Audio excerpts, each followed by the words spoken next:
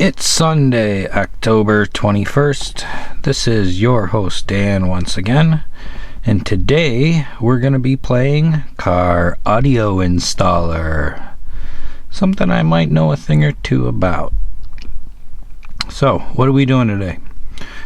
We're going to add auxiliary input to this car. Because now that I've got my phone that's got all my music in it, more than the CD changer in the back could ever hold, and it's kind of a hassle to pull the cartridge out, change discs. I don't even have discs anymore because everything's digital now. I need to hook up an auxiliary input to this radio. This radio, by the way, is a JVC Chameleon radio. I put this in about 20 years ago. I went with this. I thought this was pretty cool. It's kind of stood the test of time here in the car. One really neat thing about this radio, which I'm glad it has, is an auxiliary input source, which I can select on the radio, and there's also an RCA in the back. So what I'm going to do is hardwire this radio and put a jack somewhere on the console, and this way I can plug in the phone real easy and have all my music play through my stereo. So here's the parts I'm going to need for this. I got an RCA cord, which is I think this is a 6-footer. This should be long enough. Right now it's got a 1/8-inch stereo on it, but we're going to cut that off and we're going to splice it onto this little guy, this little 3.5 millimeter barrel connector. We'll use the meter, make sure that everything gets put to the right terminal. And then from that jack, we're just going to use a regular, just a stereo jumper cord. Jump from the phone on into the stereo.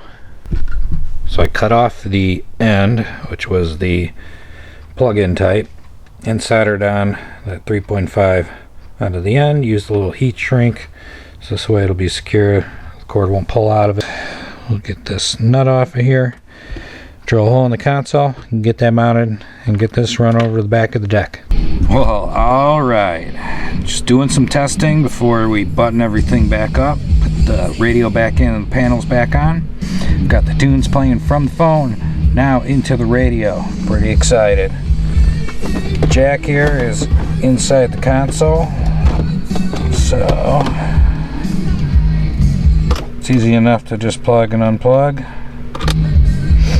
I couldn't get a drill in here, so I use a Dremel to start the hole, then I just use a regular drill bit by hand to enlarge it for the proper size of the 3.5 millimeter.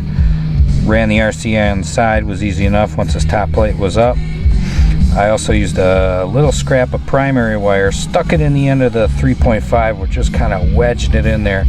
Use that as like a little fish wire to pull that through.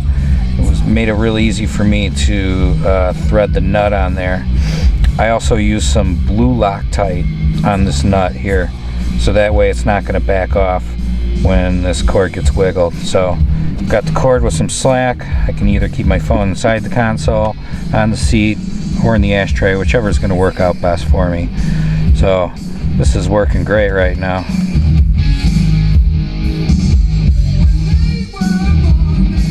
Yeah, crazy is the amount of songs I have in this phone compared to what I could have fit in a 12-disc changer. So I think I have like maybe 20,000 songs in my phone, which that's pretty crazy too.